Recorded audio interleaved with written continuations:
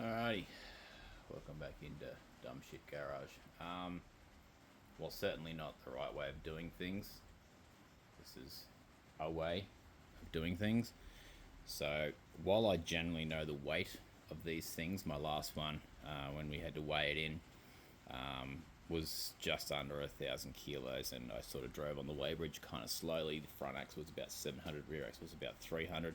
I've never actually corner balanced one of these, so I got my crane scale hooked to a engine crane and doing some, sketchy shit. And we can see that this corner here is 128 kilos, which is about right.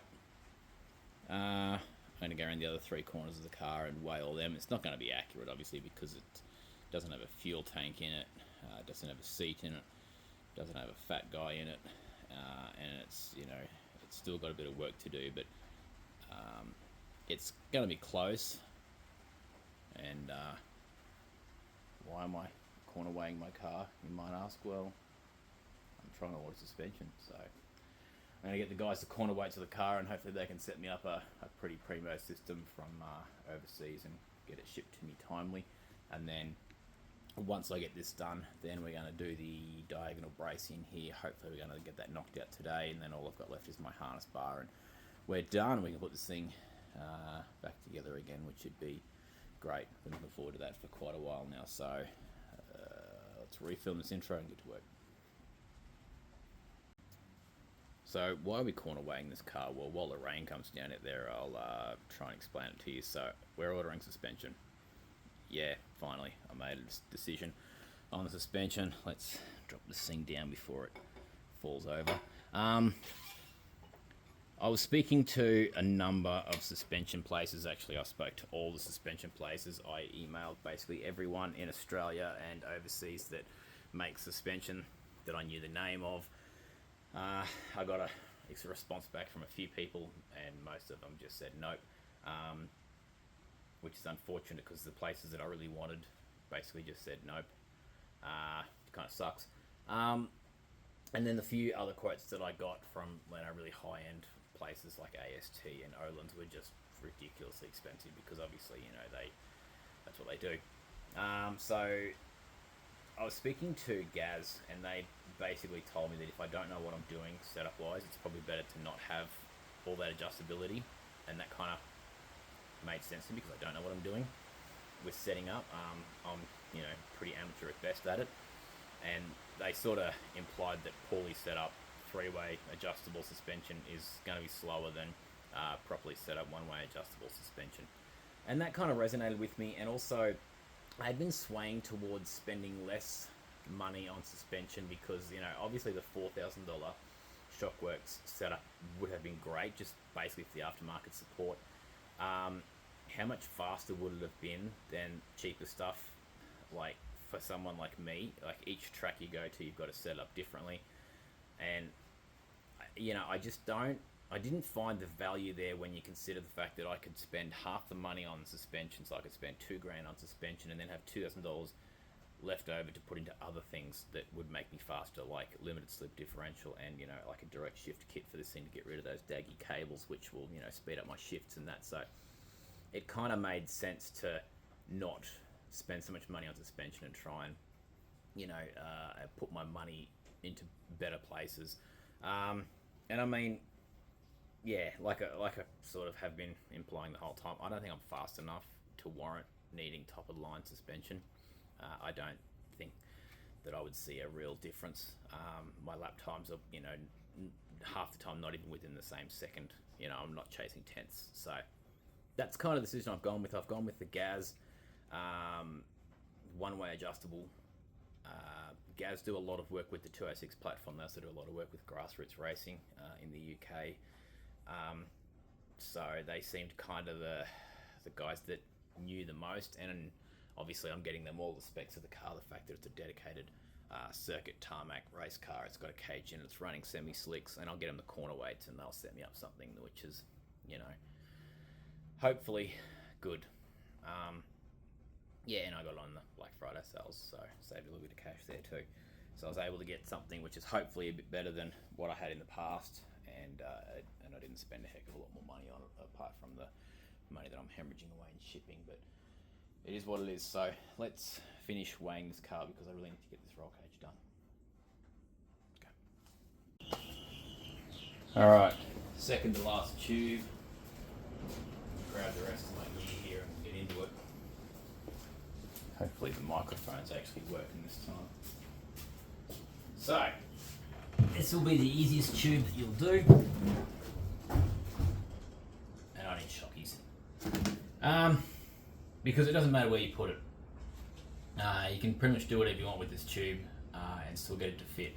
It needs to be within 100mm of the bottom of the main hoop, and it needs to hit the corner of the main hoop on the other side. Now, if you drive on the other side of the road, you need to hit this corner, or if you have a two-passenger competition like a rally or those auto crossings with a navigator, etc., you need to have both bars in.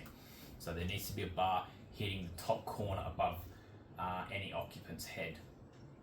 If you are a single driver competition with only like the one seat in the car, you still obviously can put a double X in.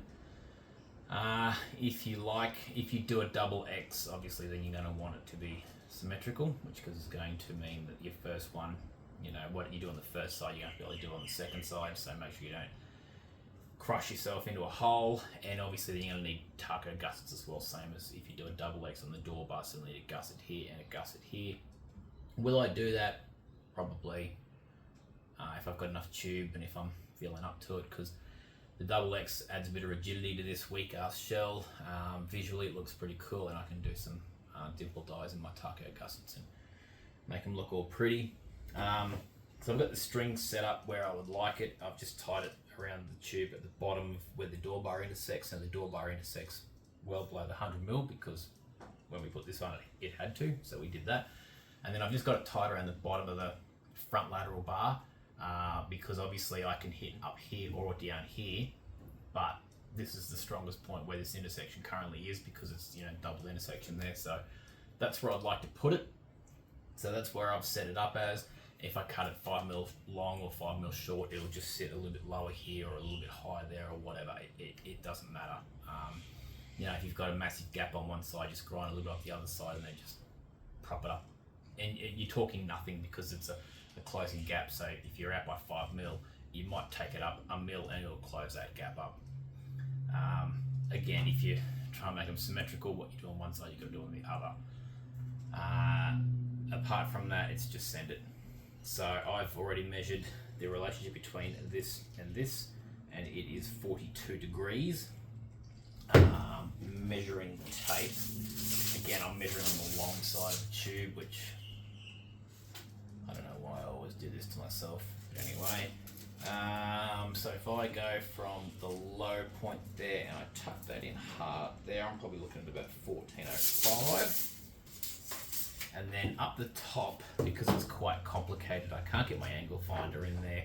I've got my bevel set up and I've sort of just eyeballed where it's going to intersect the top, where it's going to intersect the bottom.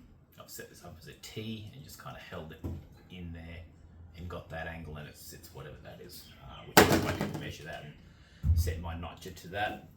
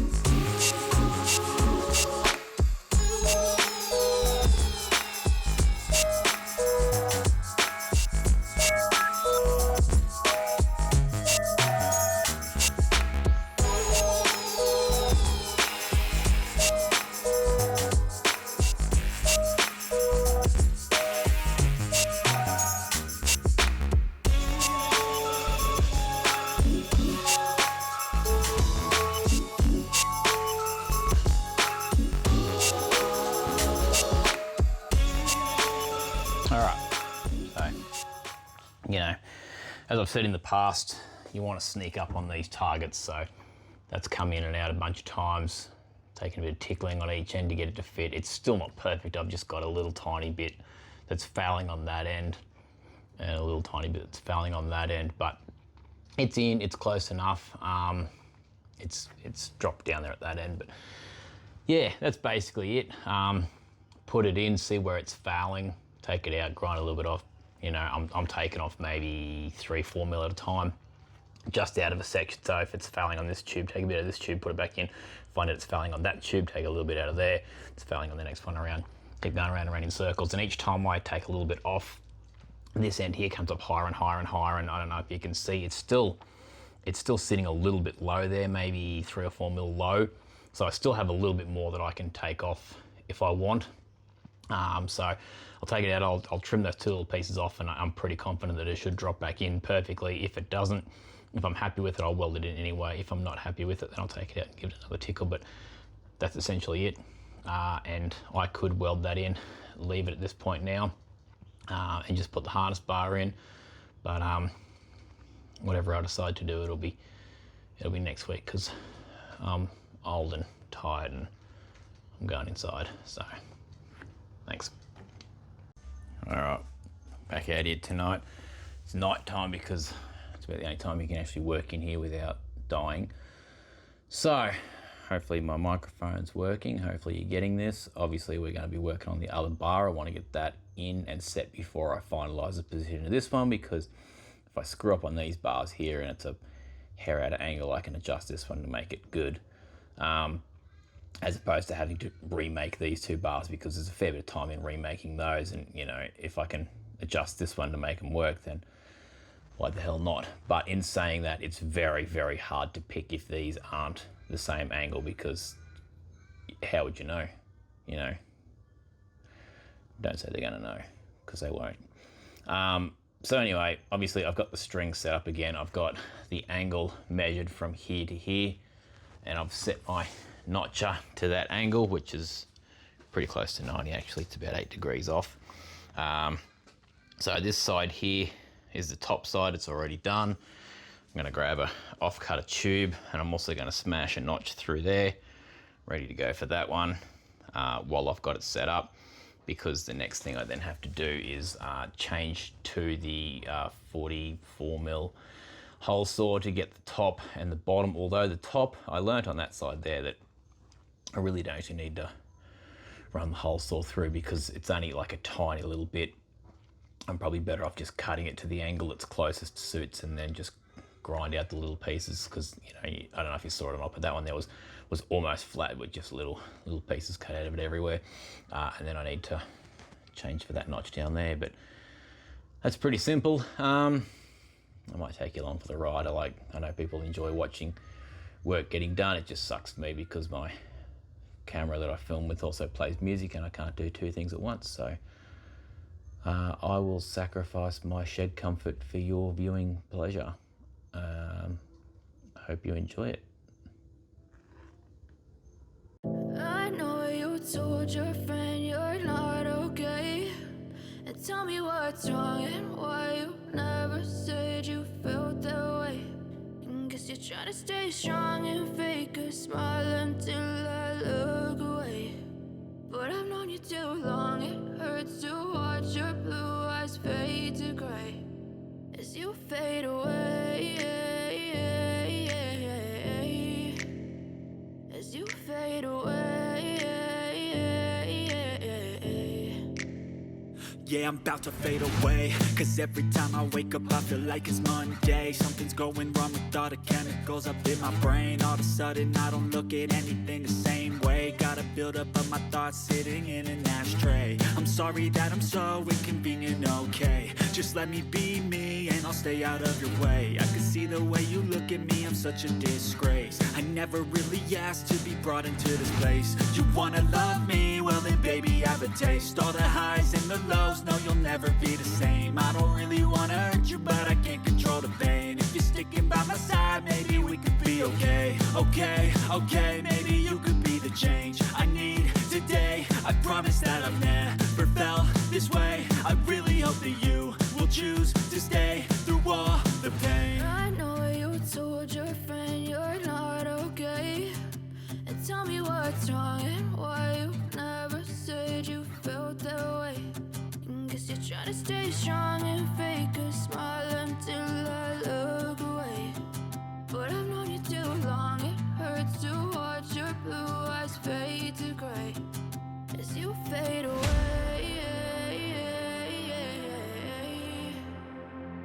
you fade away.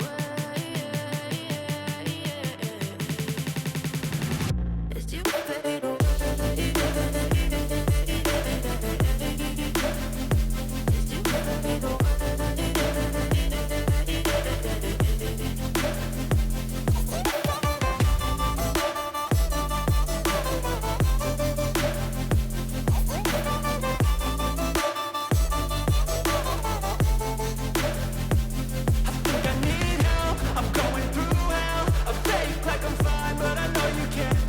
Like nothing I felt, my mind overwhelms. I think that I'm broken, but I hope you can't help. I know I'm not perfect, but some days I feel far more worthless.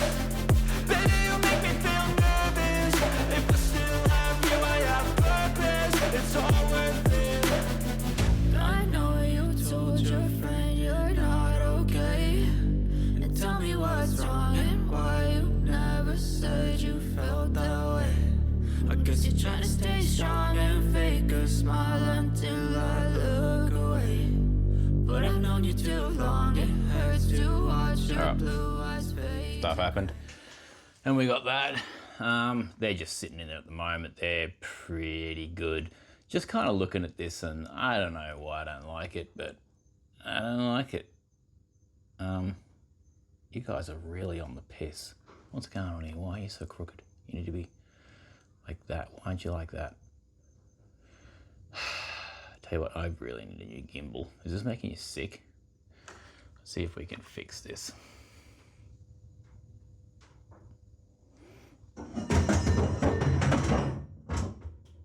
Fixed. All right, time-lapse things happened, and this is what we've got. It's just sitting at the moment. Hopefully it sits there long enough for me to get this take in without falling down. Not 100% sold on the Double X. I don't know why. I'm kind of committed now. It's only a few extra kilos and it does add quite a few chassis bracing benefits. So I think I'm going to stick with it. But as you can tell by that little bit of string hanging down, this side needs to come down a hair. However, yeah, we got it in. So you actually saw in the time, that's what I did, was I notched this end here, obviously, first on both ends. And then this one here, I just sort of, you know, saddled in there, eyeballed it, put a pen mark on it, and then just ran the notch just in one side of the tube, sort of where each one intersected, and it got pretty close. And yeah, it got to the point where I kind of just saddled in there, and it fit. This one here, I thought I actually got it a few mil too short, but yeah, as you can see, it's sitting in there with one clamp, and it's absolutely perfect. So very happy with that. I'm going to get it 100% straight, throw a tack weld on it, and just put the driver's seat back in just before I lock any of this in to make sure that everything is schmick. Not that I've really got the opportunity to change anything, but you know, kind of better to know now if everything's good. So that's what I'll do. There's a mosquito on me. Go away. Let's do it.